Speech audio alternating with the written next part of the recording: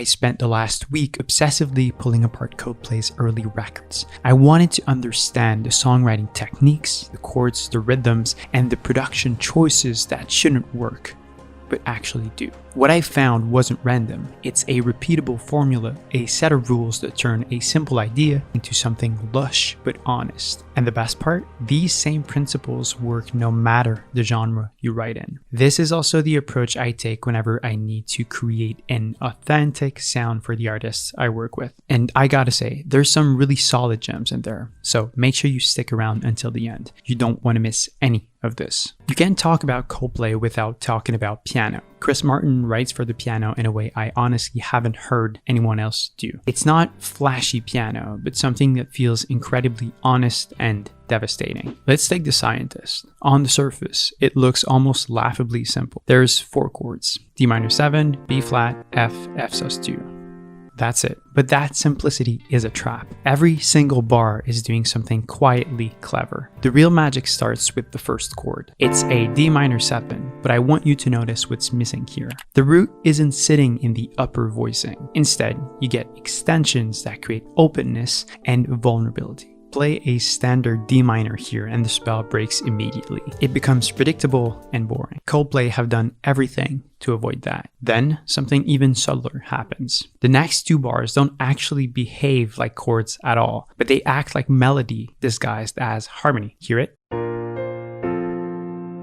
The upper line goes from B flat to C and then back to A. This makes the whole part sing. It's movement. It's the top line, if you will. And then that F sus2 hits with all of this beautiful unresolved tension. It just hangs there. It never fully lands. This is exactly the point. We don't want to resolve. I applied all 3 principles to write 4 chords for our track. Now, you might think the secret is just choosing the right chords. It's not. The actual sound matters just as much. This never sounded like a pristine grand piano to me. I grew up playing an old out-of-tune upright in my parents' basement, and this felt just like it. Now, I don't have an acoustic piano with me, and you probably don't either, so I pulled up my favorite piano VST and landed on this tacky upright. Then, I detuned it just enough to make it feel human. I wanted to make it even more convincing, and suddenly the part made sense.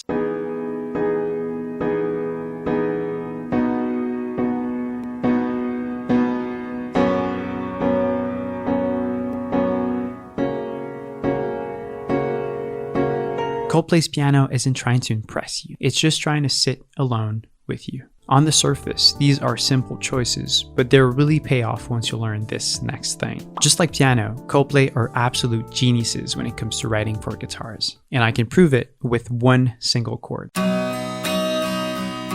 You guessed it, that's Yellow. But here's the crazy part. The magic of that iconic sound isn't in what you're playing, it's in what you're not playing. This is honestly one of the most brilliant tricks you can use to sound like early Coldplay. The real secret lives in the tuning. Instead of the standard E, A, D, G, B, E, Johnny Buckland retuned the guitar to E, A, B, G, B, D sharp. At first glance, that feels wrong, but in the key of B, those added B and D sharp notes make perfect sense. They inject tension and color into what would otherwise be very plain chords. That's why a single strum already sounds finished. It's probably the most innovative tuning I've heard of in years. Here are the original chords from Yellow. And here's how I use the same idea to reimagine it for our song.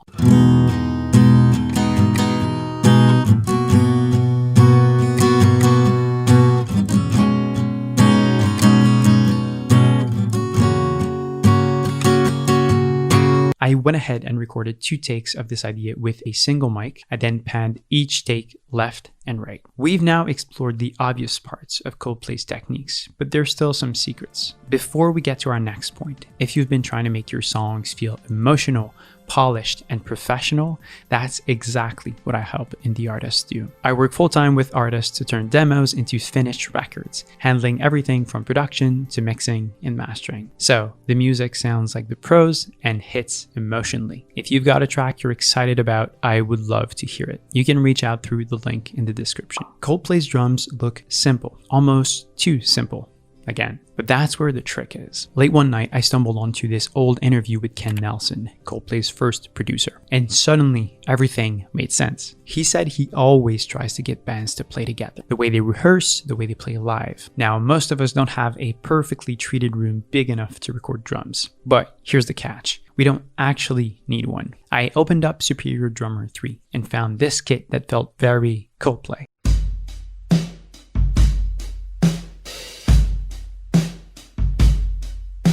On its own, it's fine, but the real magic isn't the pattern, it's the space. Early Coldplay records weren't drenched in effects, but they were placed in a room, just like Ken said. Instead of throwing any reverb directly on the drums, I created a bus with a very specific type of reverb. The reverb I'm using here is a convolution reverb. This type of effect is basically stealing the real sound of a room and using it as an effect. Convolution reverb isn't about sounding pretty all the time. It's about sounding realistic. This is what Coldplay is also about. Now, I'll send the drums into that space and suddenly they feel played instead of programmed.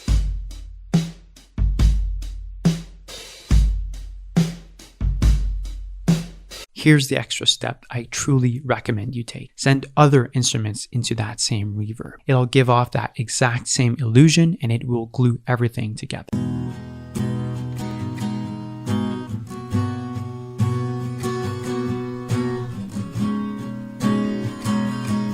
And to finish it off, I ran the drums through a virtual tape machine. That gentle compression and saturation is the sound that's all over Parachutes. Coldplay's early layering deserves to be studied. It's a masterclass in restraint. When you make a song like Coldplay made Fix You, your first instinct shouldn't be to add more, but to fill the space carefully. The chorus felt empty, so I reached for an organ. This is not flashy, but it's a big part of Coldplay's sound.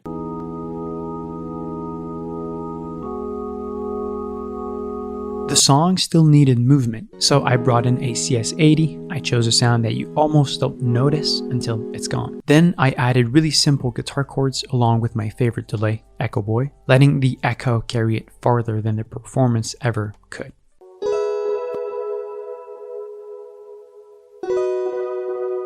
One thing Johnny always does is having a guitar line that's super shimmery. It sort of sits above the rest. So I recorded something similar and I added a dreamy reverb to go with it.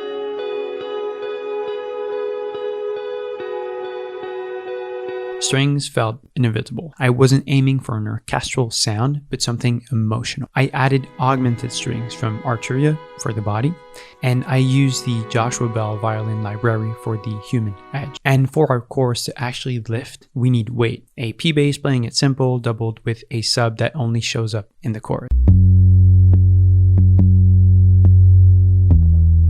You can't really hear it at first, but you'll really feel the floor ride. What Coldplay is really trying to teach us here is that layering isn't about adding. It's about choosing when something finally arrives. It's making something matter. This last layering idea is still missing something crucial. How do you even begin to emulate Chris Martin's voice? His tone is 1 in a million. And honestly, I don't think that's the point. As a producer, I don't really believe in chasing exact sounds. Yes, this video is about Coldplay, I'm aware of that, but the goal isn't imitation, it's understanding. Once you understand why something works, you're free to move in your own direction. So I wanted to write about something special to me, but still make it Coldplay-esque. What we can steal here, though, are production decisions. Chris Martin loves restraint. In the verses, it's often just one vocal. That single voice creates depth because everything else steps back. For the chorus, I'll break that rule. I'll add 2 doubles that I'll pan left and right. It's not because it's right, because it feels good to me. I honestly don't really like my vocals otherwise. Lastly, I'll send the vocals to a lush reverb for added depth. Now, with everything carefully mixed and put together, we get this beautiful masterpiece.